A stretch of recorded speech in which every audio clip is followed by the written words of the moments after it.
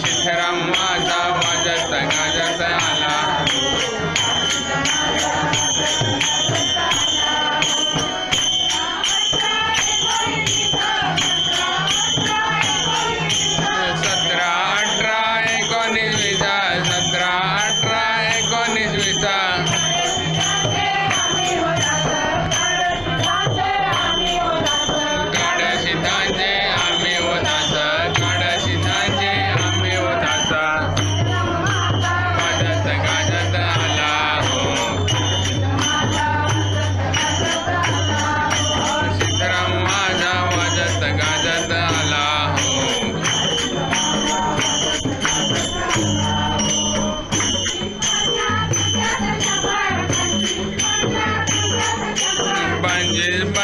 पंच्याहत्तर शंभर पंचवीस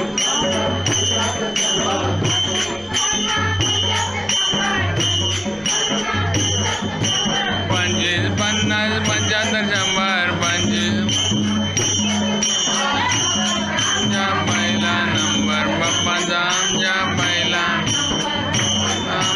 पहिला नंबर बाप्पाचा.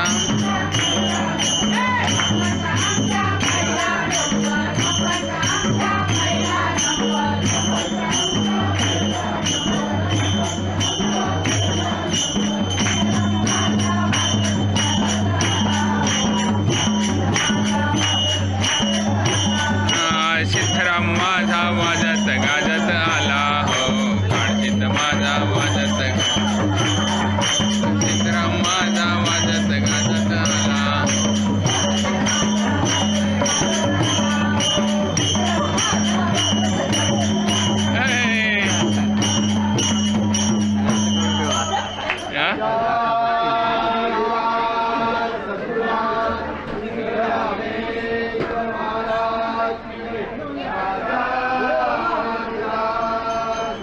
शूटिंग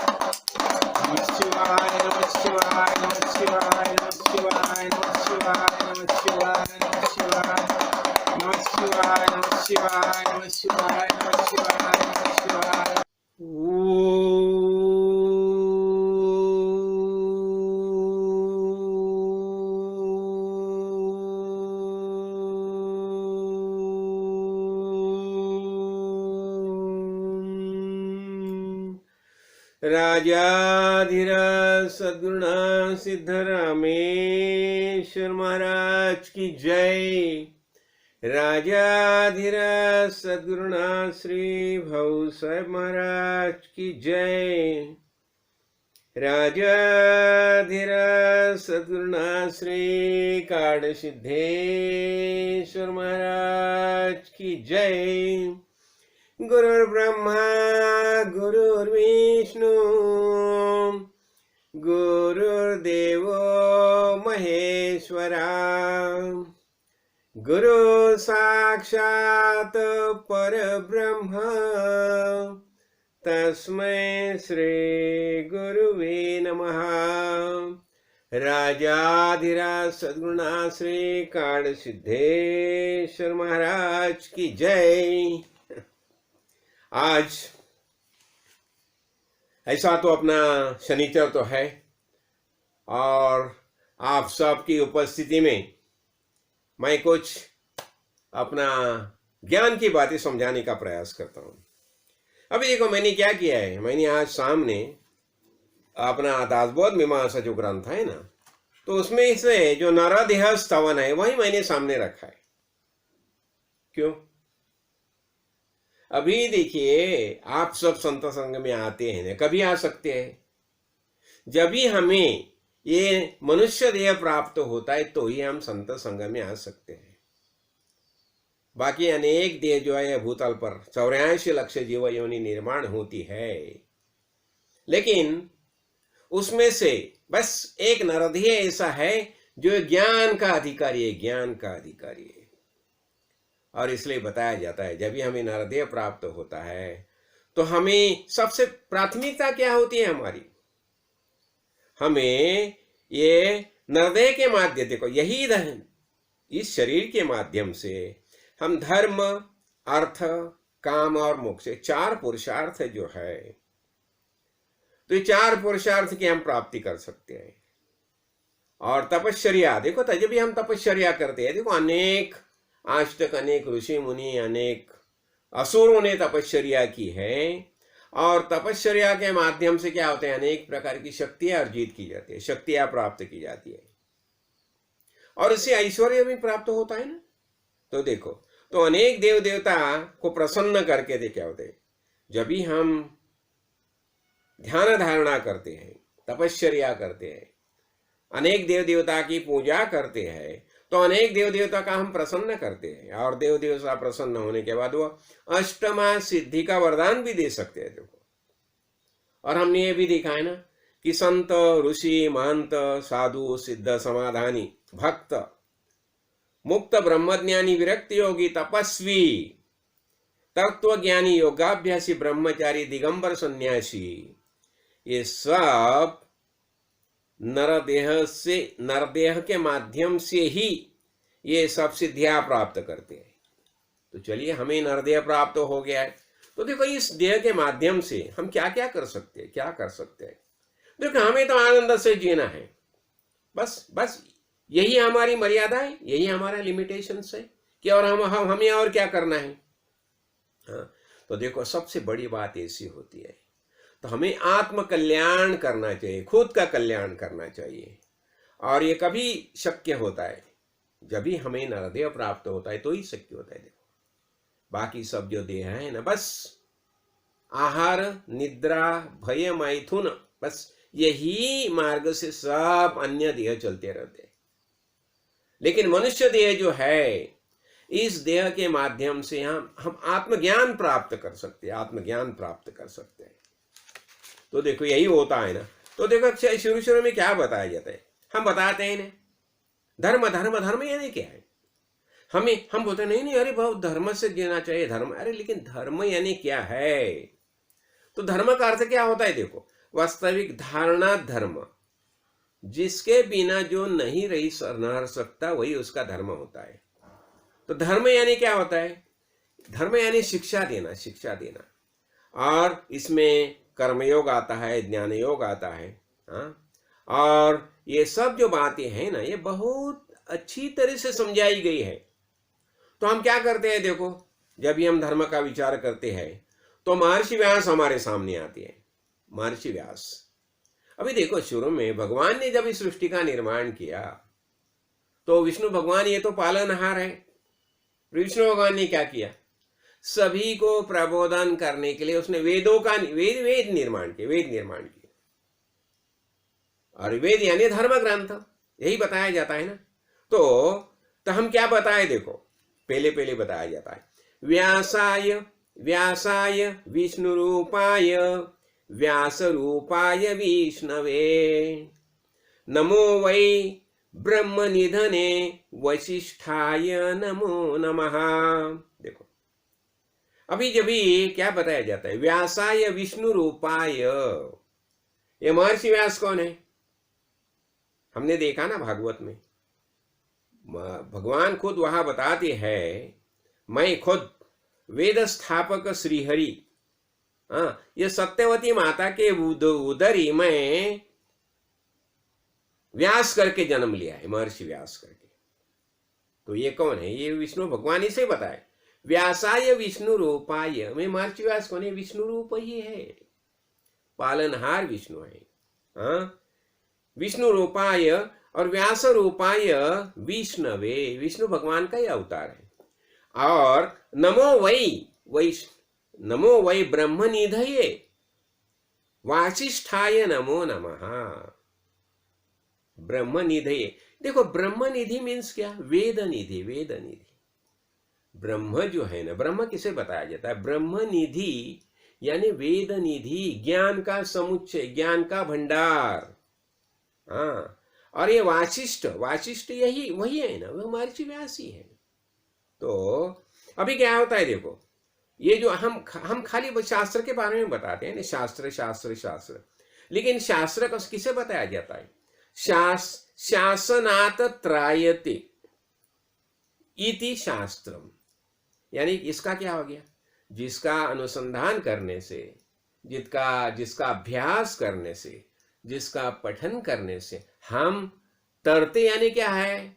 हमें पता चलता है वास्तव में हम कौन है। यही हो गया ना। तो हमें पता वास्तविक हम कौन है, हमें पता चलना। हाँ देखो, हमारे सामने 3 सवाल होते हैं।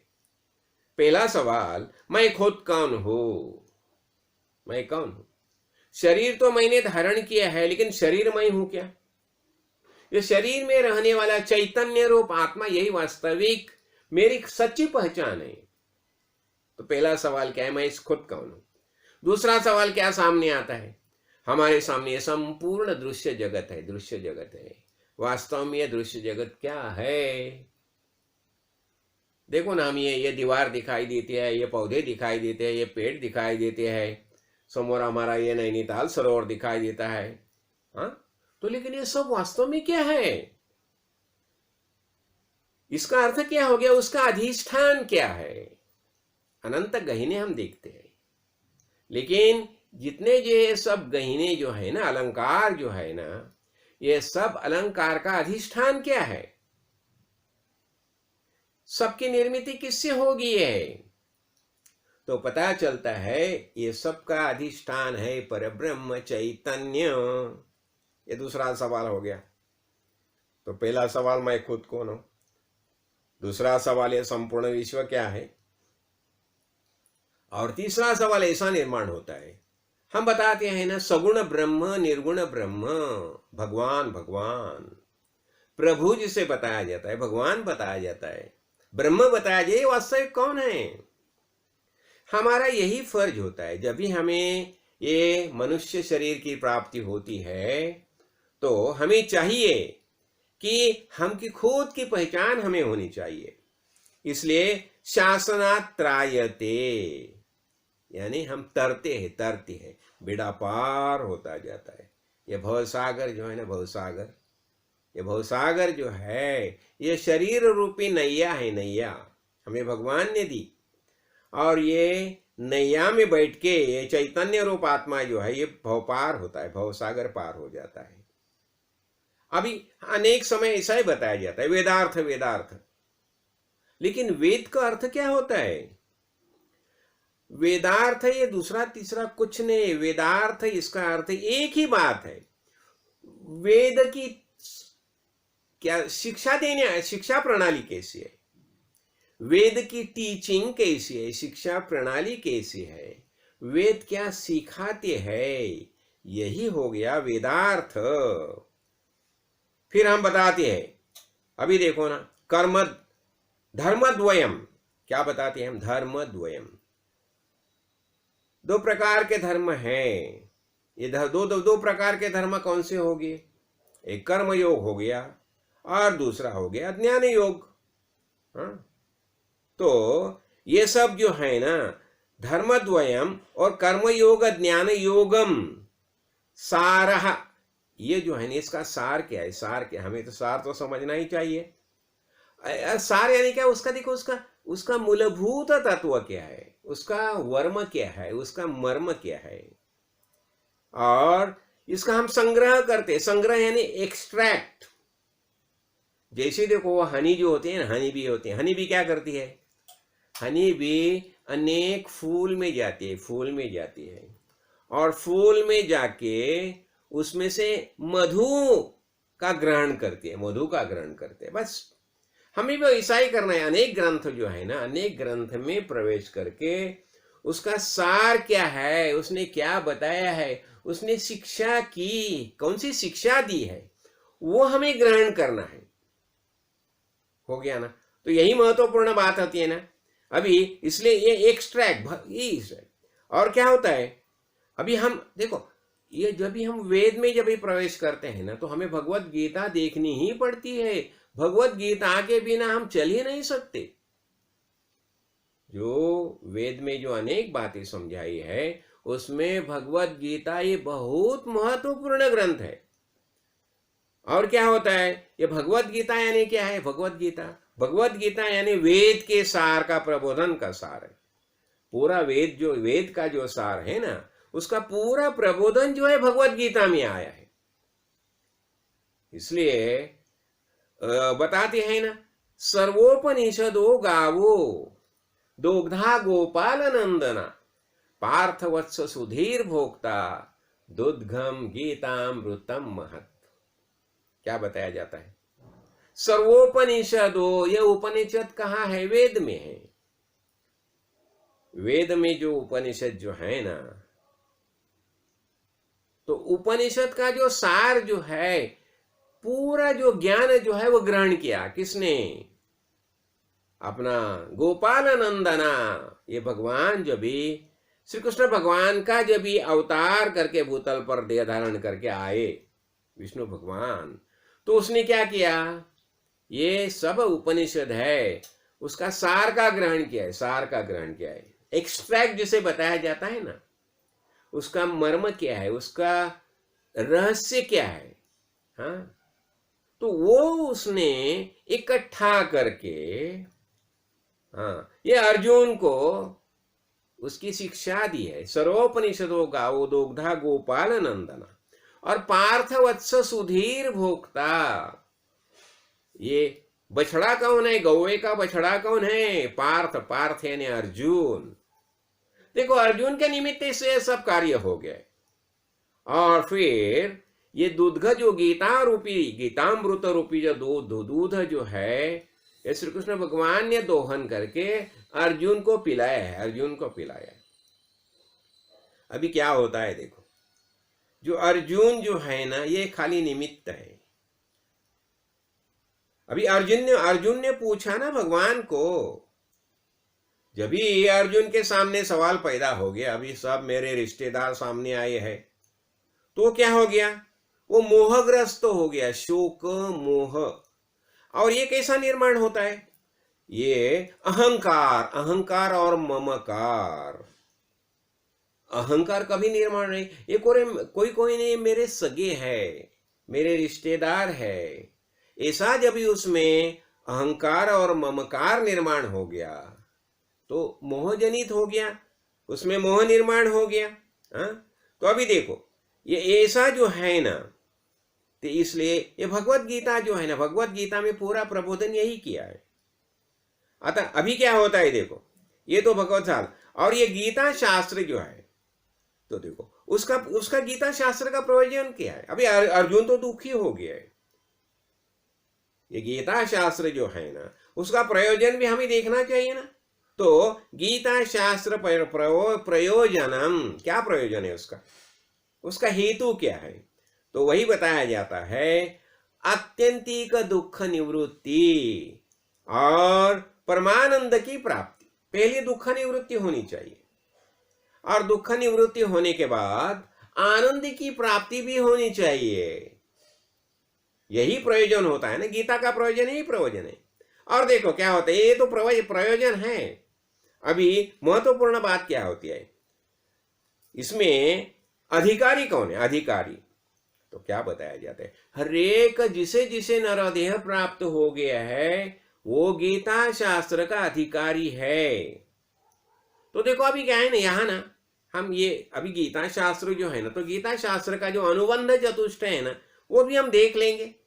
हाँ, क्या देखने में क्या है, तो अनुबंध चतुष्ट में क्या बताया जाता है, उसमें अधिकारी कौन है, तो जिसके अंतःकरण में जिज्ञासा निर्माण हो गई है, वो हरेक जीव ये ग्रंथ का अधिकारी है।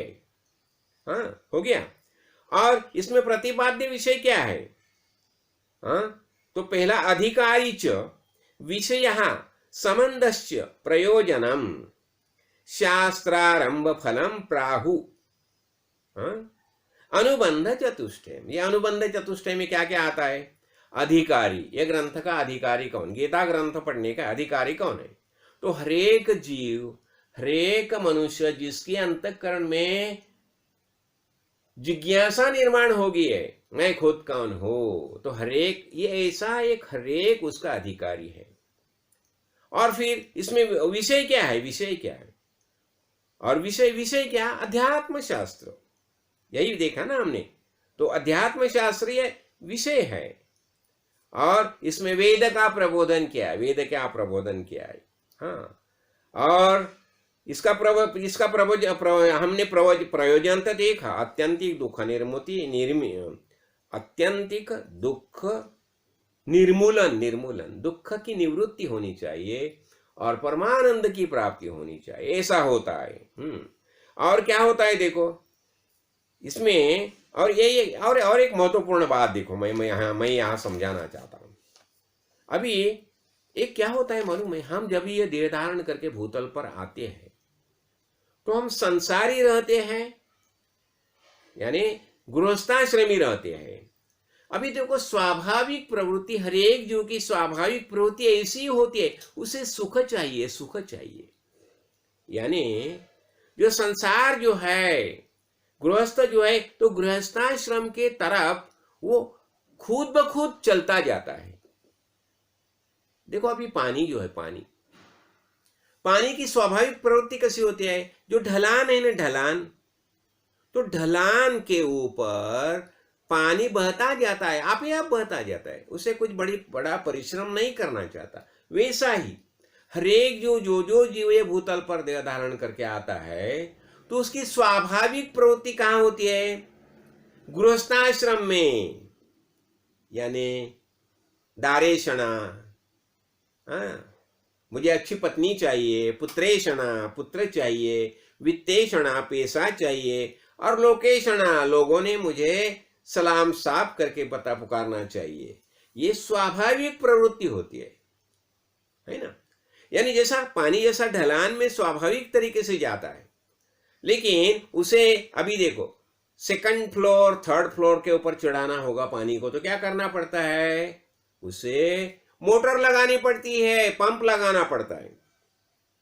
ऐसा ही जब भी हम संत संग में आते हैं तो सदगुरु भगवान क्या करते हैं? हम एक दिशा बताते हैं, दिग्दर्शन करते हैं, एक दिशा बताते हैं और बताते हैं क्या तुम कैसे, कौन से दिशा में जाना, यही दिशा में जाने से तुम्हारा कल्याण है, ऐसा वो बताते हैं। तो देखो ये सब जो बातें हैं ना, तो अभी यहां देखो ना, एक वो बहुत एक महत्वपूर्ण बात मैं समझाना चाहता हूं। अभी इसमें ना उसने क्या किया है देखो, उसमें PORT ऐसा बताया। P यानी क्या? P यानी पोजीशन। हमारे अखत्यारी में जितनी बातें होती है, जितनी वस्तुएं होती है हमारे अखत्यारी में, उसके बारे में हमें पोजीशन यानी आसक्ति रहती है, प्यार रहता है, प्रेम रहता है।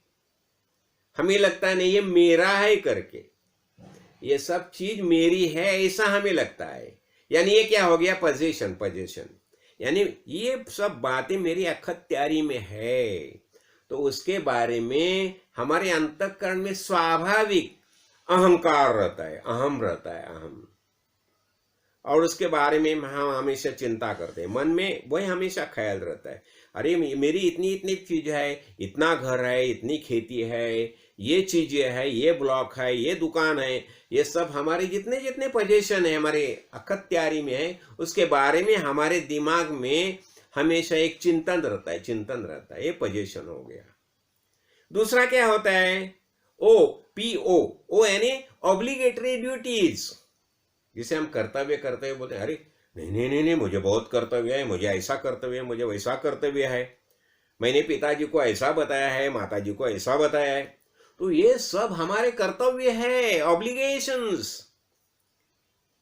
ये बताया था ना, ये ऑब्लिगेशन में क्या होता है? सोशल ऑब्लिगेशन होता है, हम जिस समाज में रहते हैं तो उसके बारे में हमारा कुछ ना कुछ कर्तव्य रहता है। माता पिता के बारे में हमारा कर्तव्य रहता है। हाँ, तो क्या बताया जाता है, सामाजिक सोशल ऑब्लिगेशन, समाज के बारे में हमें क्या कर्तव्य है। फिर हमारे कोई रिश्तेदार ये हो गए। देखो ये सब जो बातें हैं ना, हमारा समाज जो है, हाँ, फिर बाद में ये इतने अनेक प्रकार के ऑब्लिगेशंस आती है, यानी जिसे हम कर्तव्य कर्तव्य बताए थे, ये मेरा कर्तव्य है, ये मेरा ड्यूटी है, मैंने ऐसा ऐसा फलाना फलाना शब्द दिया है उसे। तो ये सब बातें जो आती हैं ना, तो यह होता है ऑब्लिगेशन, ऑब्लिगेटरी ड्यूटी, कर्तव्य कर्तव्य। अरे मैं तो क्या बताऊँ, कभी कभी वहां में ऐसे लोग मिलते हैं, अरे तुम अभी रिटायर हो गया ना, निवृत्त तो हो गया, अभी क्या कर रहे हो? नहीं नहीं, मुझे कितना कर्तव्य है, ये काम है वो काम है, ऐसा करना है वैसा करना है। और वो कर्तव्य के पीछे यानी सब सांसारिक कर्तव्य रहते हैं। देखो उसमें भगवान के लिए कुछ करना चाहिए, भक्ति के लिए कुछ कर, ये उनके दिमाग में नहीं आता। तो ऐसा ही अनेक कर्तव्य के पीछे वो दौड़ता रहता है। तो हो गया ओ ऑब्लिगेटरी ड्यूटीज। फिर क्या होता है, रिलेशन। हमारे रिश्तेदार होते हैं ना, अनेक प्रकार के रिश्तेदार होते हैं। तो अनेक जो सब रिश्तेदार हैं ना, उनके बारे में जितने जितने हमारे रिलेशन, जैसे हम बताते हैं ना, आप्त और गुप्त महाराज बताते थे, आपत्ति में डालनारे और गोत्यात डालनारे, ऐसे बताते थे महाराज। तो ये सब रिलेशन जितने जितने होते हैं ना, तो रिलेशन भी हमारा दिमाग बहुत ये करते, टेढ़ा करते हैं। और हमेशा ये सब रिलेशन के बारे में हम सोचते रहते हैं। और हमें खुद को कैसा जीना है ये हम देखते ही नहीं। अरे मैं ऐसा करेगा तो वो क्या बोलेगा, ऐसा ऐसा ऐसा मैं बर्ताव करेगा तो मैं ये अंकल क्या बोलेंगे, ऐसा ऐसा बर्ताव करेगा तो दीदी क्या बोलेगी, ऐसा ऐसा बर्ताव करेगा तो चाचा क्या बोलेंगे। बस ये क्या बोलेगा वो क्या बोलेगा, इसके ही पीछे हम दौड़ते रहते हैं। और हमें खुद को कैसा जीना है इसके बारे में हम कभी सोचते ही नहीं। अरे मामूली बात, कभी कभी हम कपड़ा ये करते हैं ना, ड्रेस पहनते हैं ना, अरे ये कितना कैसा, ये बाप रे ये कितना एकदम कैसा, ये कैसा रंग लिया है तुमने, एकदम लाल लाल लाल लाल, ये अच्छा दिखता है क्या? बाप रे। फिर दूसरा समझो, कभी कभी तुम पीला ड्रेस पहनेंगे तो दूसरा कोई बोले, अरे क्या ये पीला ड्रेस पहना है तुम। यानी देखो लोग क्या कहेंगे उसके ऊपर हम हमारा सब रखते हैं। लेकिन मुझे क्या लगता है ये हिसाब से हम कभी जीते ही नहीं, ऐसी बात होती है। तो उसके बारे में मैंने एक चिंतनिका लिखी थी। देखो चिंतनिका, मैं वो भी बताना चाहता हूं। चिंतनिका, उसमें क्या हो गया, एक ऑस्ट्रेलिया में क्या हो गया, एक नर्स थी, नर्स। तो उसने क्या किया, उसकी ड्यूटी ऐसी थी, जो लोग मृत्युशय्या पर है, यानी जिनके अभी कुछ ही दिन बचे हैं, 20 दिन 15 दिन 1 महीना 2 महीना, तो ऐसा समय जिनका बीता है, यानी अभी आखिरी स्टेज में आए हैं, तो ऐसे लोगों को देखने का कार्य उसके ऊपर था। तो वो नर्स बहुत करुणाकर, ऐसी प्यारी ऐसी नर्स थी। तो सबके साथ वो बातें करती थी, सबको पूछती थी, और हरेक लोग क्या बताता था। देखो वो सबका कहना एक ही था कि मैंने खुद इतना साल जिया, लेकिन मुझे खुद को जैसा चाहिए था वैसा तो मैंने जिया ही नहीं। सब लोग क्या कहेंगे उसके ऊपर ही ये मेरा पूरा जिंदगी गुजर गया। ये क्या कहेगा, वो क्या कहेगा, वो क्या कहेगा। कभी दोस्तों के साथ घूमने के लिए जाता था तो भी कोई बोलता था, अरे क्या कौन से कैसे दोस्तों के साथ घूमने के लिए जाता है। फिर वो दोस्तों के साथ घूमना भी बंद किया मैंने। फिर अभी देखो किसे कभी प्यार से बात करनी है तो देखा हम बोलते हैं ना, अरे मामूली बात देखो ना, हम बताते हैं ना, हमारे कोई सगे हो गए, बहुत प्यारे हो गए, तो देखो अभी अभी की बात मैं बताता हूँ। मैं तो ये बच्चा लोग है ना, छोटे छोटे बच्चा लोग, तो मैं देखता हूँ उनका फोन के ऊपर बातें कैसी चलती है।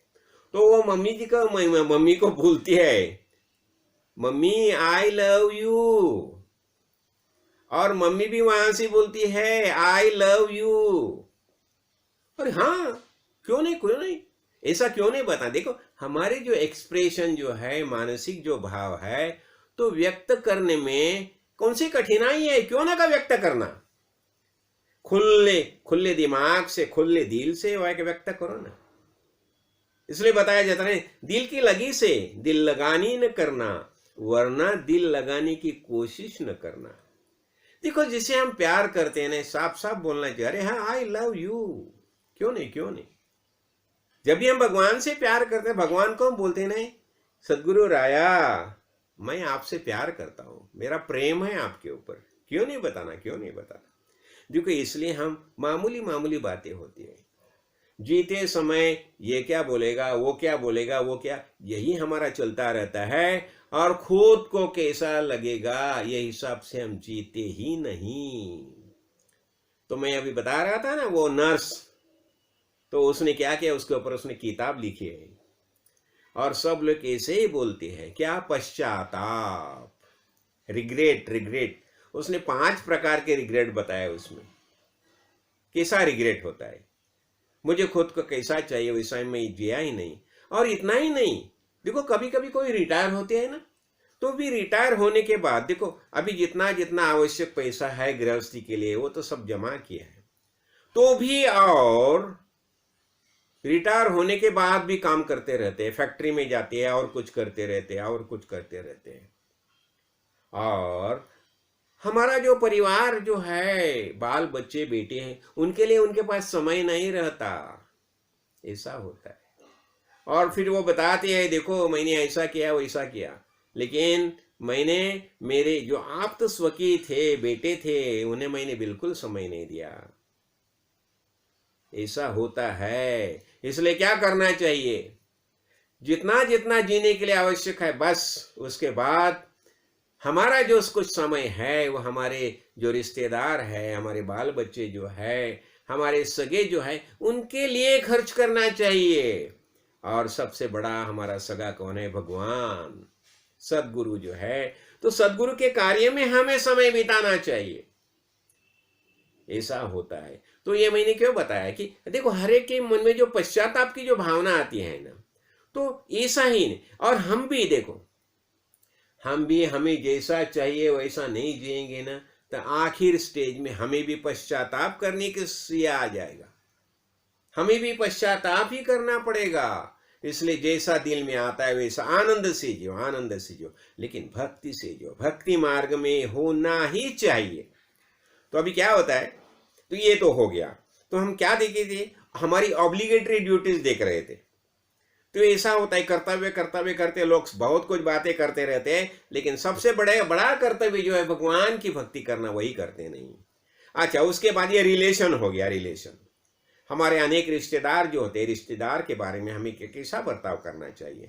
तो ये रिश्तेदार भी हमारे देखो दिमाग में रहते हैं, ये क्या बोलेगा, वो क्या बोलेगा। और दूसरे रिश्तेदार की एक मजा मैं बताना चाहता हूं। देखो ये कुछ अलग बोलेगा, वो कुछ अलग बोलेगा, और एक दूसरे के में झगड़ा लगाते हैं, समझा ना। तो उस यही बात से हमें हमेशा सावधानी रहना चाहिए। और दूसरे बात, और टी हम क्या देखा, PORT, टी यानी ट्रांजैक्शन, यानी व्यवहार। हम एक व्यावहारिक जगत में हम जीते हैं ना, तो हमारा व्यवहार कैसा होना चाहिए। तो व्यवहार के बारे में भी हमें ये 4 जो बातें हैं ना, ये 4 बातें में ज्यादा से ज्यादा समय जो देता है वो कौन है, वह गृहस्थी, सांसारिक। तो हमें क्या करना चाहिए, ये चारों बातें में जितना हो सके कम से कम समय दे दो। चारों बातें से अपना मन निकालो, जितना हो सके उतना निकाल दो। और फिर हमें ज्ञान निष्ठा, तो ज्ञान निष्ठा से जीना चाहिए। देखो ज्ञान निष्ठा यानी क्या है, ज्ञान निष्ठा यानी ऐसा जीवन जो श्रवण मनन और निधिध्यासन में समर्पित है। क्या होता है, देखो हमें ज्ञान निष्ठा से ही जीना चाहिए। और ज्ञान निष्ठा का अर्थ हमने क्या देखा, ज्ञान निष्ठा यानी कमिटमेंट। कमिटमेंट किसे, किसके साथ कमिटमेंट? वेदांत के लिए कमिटमेंट, शास्त्र ग्रंथ के लिए कमिटमेंट, यानी शास्त्र ग्रंथ में अपना समय देना, ज्यादा से ज्यादा मन को शास्त्र ग्रंथ में लगाना, यही ज्ञान निष्ठा होती है। और यही नितराम स्थिति, ये निष्ठा का अर्थ क्या होता है? नितराम स्थिति। स्था यानी उसमें रहना, उसमें रहना, और नि यानी पूर्ण, टोटल, टोटल, इन टोटैलिटी। तो हमें हमारी निष्ठा कहाँ होनी चाहिए? भगवान के यहाँ हमारी निष्ठा होनी चाहिए, ज्ञान निष्ठा होनी चाहिए।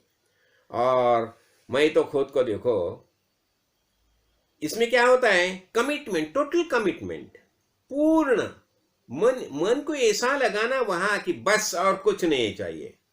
तो मैं मेरे गुरुजी को प्रणाम करता हूं, हमेशा प्रणाम करता हूं। क्यों? गुरुजी ने जो हमारा, देखो हमारा जो संप्रदाय जो है, खासकर हमारे गुरुजी काड़ सिद्धेश्वर महाराज, तो मैं तो उनके बारे में क्या बताऊं, एक एक एक एक, लेकिन अभी मेरे ख्याल में एक एक बात आती है।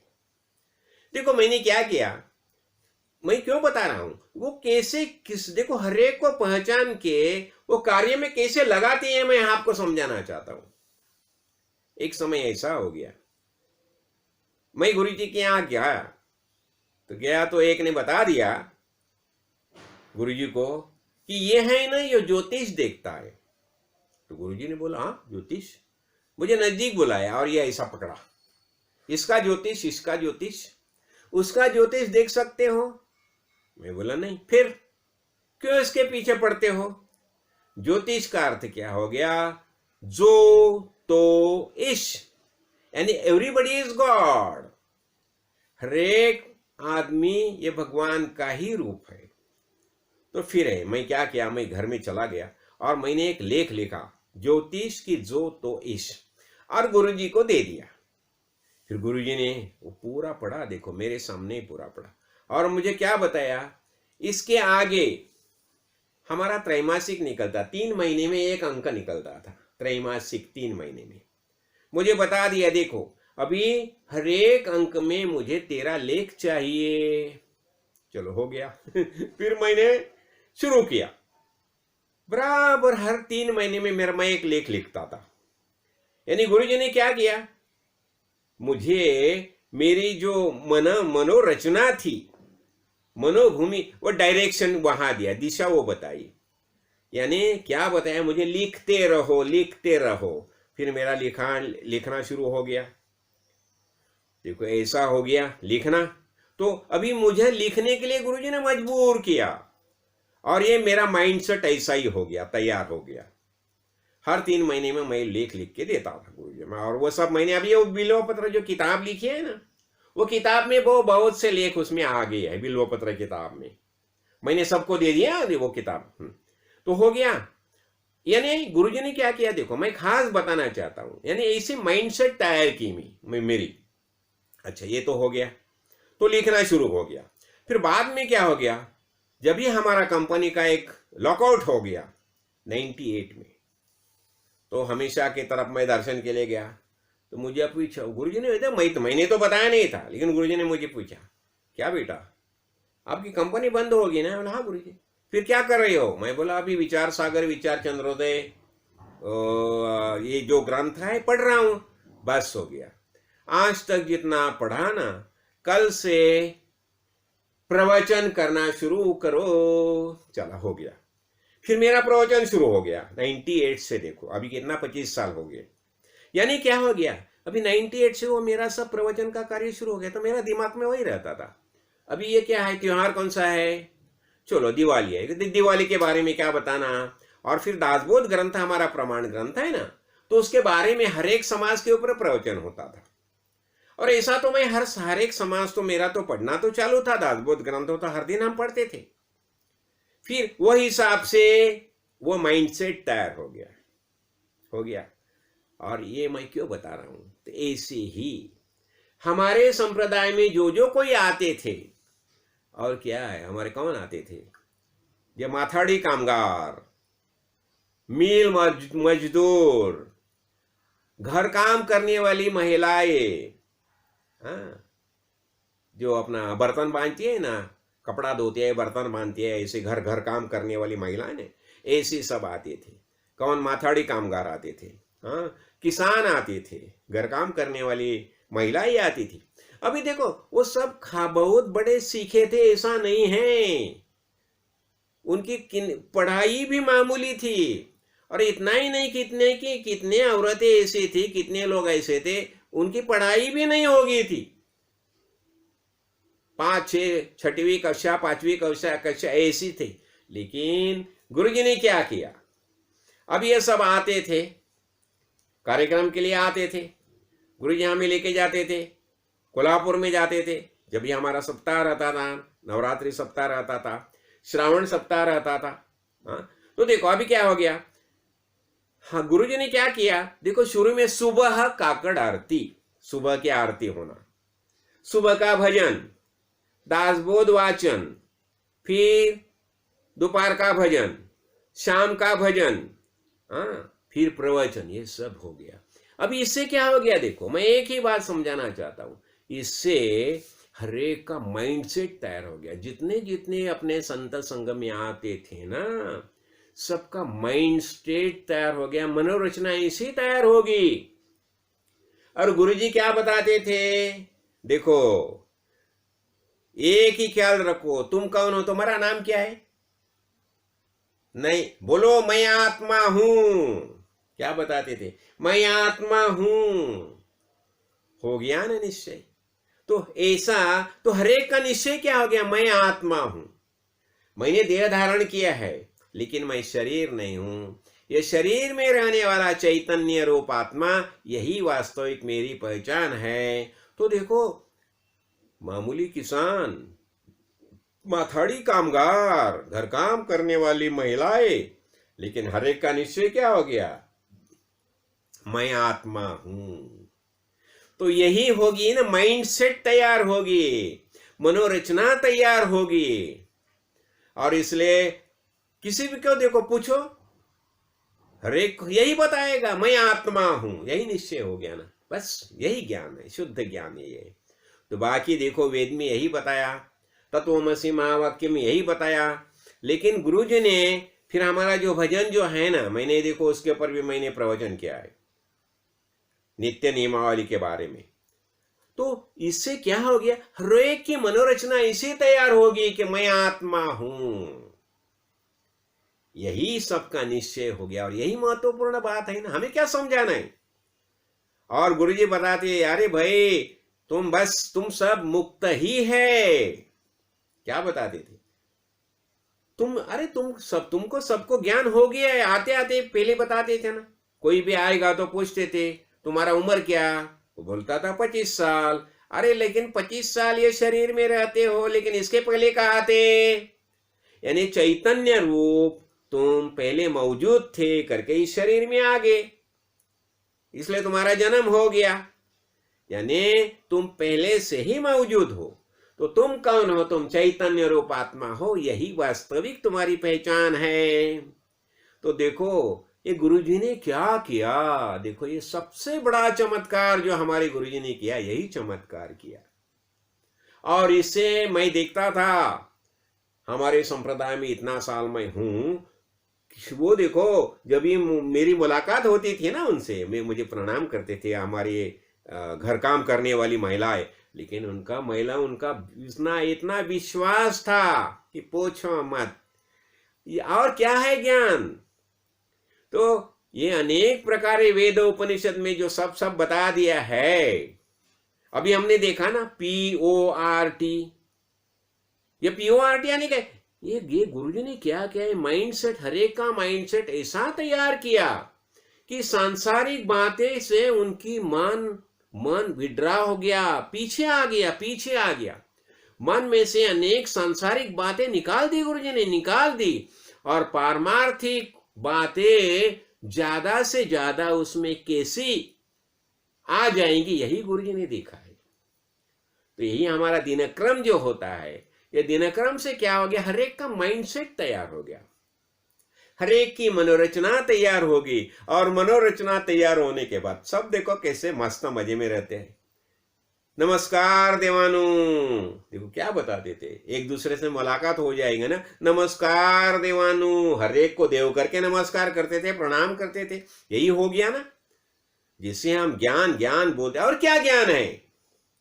तो इसलिए यही मैं सबसे बड़ी यही महत्वपूर्ण बात मानता हूं कि गुरु जी ने जो हमें, देखो अनेक जगह हमें लेके जाते थे। जब भी हम सप्ताह के लिए, महाशिवरात्रि के लिए हम जाते थे, देखो हमारा सुबह से सब चालू रहता था। काकड़ आरती शुरू हो गई, दोपहर का भजन शुरू हो गया, शाम का हो गया। और इससे क्या होता था, हरेक का माइंडसेट तैयार हो गया, मनोरचना। देखो मन का कैसा होता है, मन ऐसा है जहां लगाओगे ना वहां लग जाता है। तो गुरुजी ने एक यही जादू की, गुरुजी ने यही चमत्कार किया, गुरुजी ने चमत्कार किया और हरेक का मन ऐसा लगा दिया अध्यात्म में कि बस सबसे बड़ी यही बात होती है। तो हमें देखो हमारी ज्ञान निष्ठा होनी चाहिए ना। तो ज्ञान निष्ठा कैसी होती है? यही नितराम स्थिति होते हैं, नितराम स्थिति होते हैं। और निष्ठा कहाँ लगाई? निष्ठा इन आत्मज्ञानम।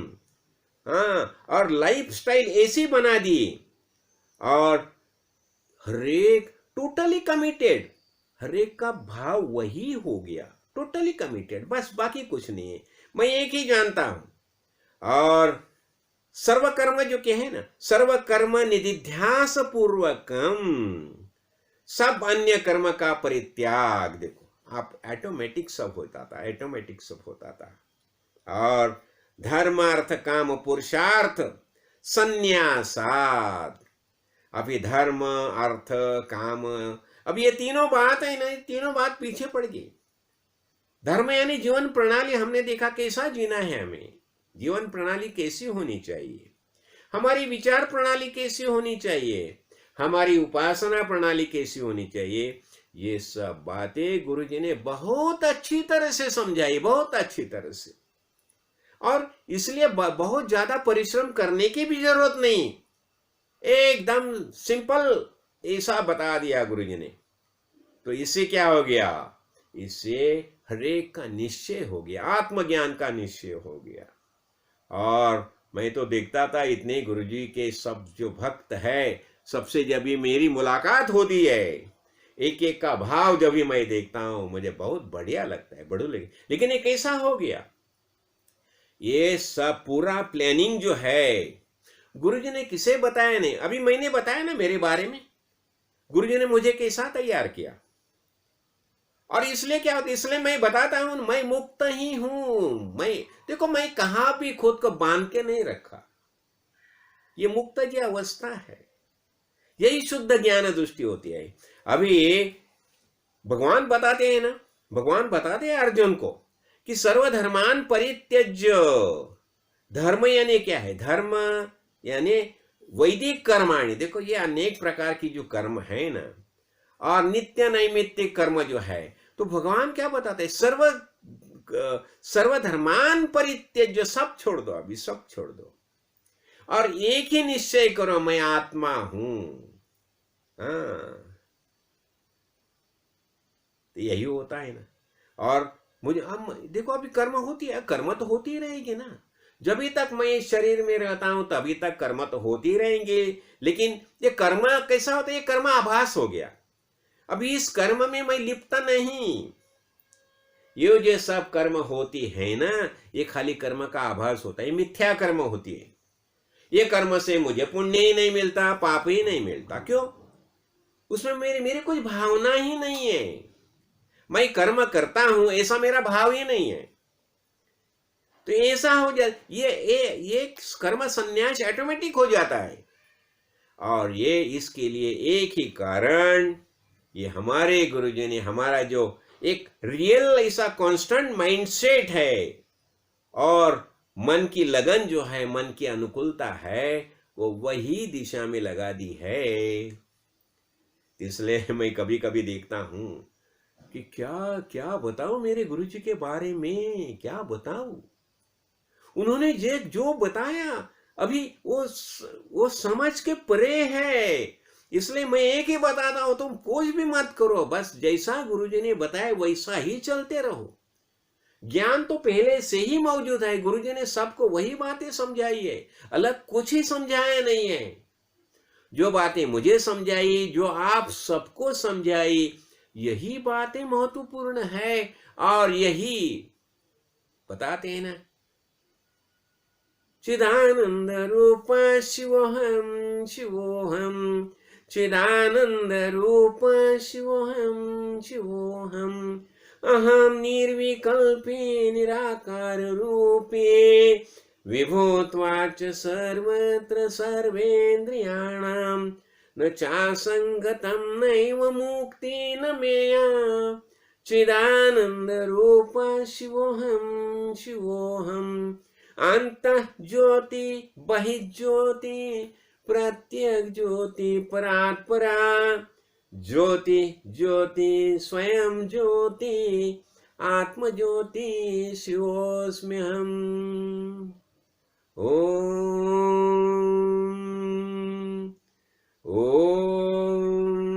नमः शिवाय, ओम नमः शिवाय, ओम नमः शिवाय, ओम नमः शिवाय, ओम नमः शिवाय। यही बात हमें समझाई ना, क्या होता है देखो। इसलिए गुरुजी ने जो हमारा सबका जो मनोरचना जी है टोटल, जैसे बताया जाता है मन कैसा होता है, माळिया जोते नले तैसे ते वाहतची गेले। जिस दिशा में पानी लगाते हैं हम ना, ये ठिबक ठिबक पद्धति है ना, बस वही दिशा में पानी जाता है ना। तो गुरुजी ने क्या किया, गुरुजी ने हमारा सबका जो मनोरचना ऐसी की, टोटल ज्ञान निष्ठा, टोटल ज्ञान निष्ठा। और यही ज्ञान निष्ठा से सबसे बड़ा लाभ क्या होता है, हमें ज्ञान होता है कि हम मुक्त ही है। और मुक्ति कहां से लाना है, मुक्त है ही हम। और ये भाव मैंने देखा है, मेरे संप्रदाय के अनेक गुरु बंधु गुरु भगिनी जब उनसे जब मेरी बात होती है, उन्हें मैंने देखा है कि कैसी उनकी अवस्था थी, कैसी अवस्था। और इसके लिए एक ही कारण, क्या, वो सत्संग में आते रहे। गुरुजी एक ही बताते, कुछ करो मत, बस यहाँ आते रहो। तो मैं एक ही बताता हूँ आप सबको कि बस कुछ मत करो। ये जो गुरुजी के जो ज्ञान दृष्टि जो है, ये सत्संग में आते रहो और जैसा गुरुजी ने बताया वैसा अपना तीन ही त्रिकाल जो भजन कीर्तन है करते रहो। सद्गुरु माऊली के कृपाशीर्वाद से शुद्ध ज्ञान का हमारा निश्चय पक्का हो जाएगा। राजाधिराज सद्गुरुनाथ श्री काड़ सिद्धेश्वर महाराज की जय। बम बम बोले सत श्री महाकाल।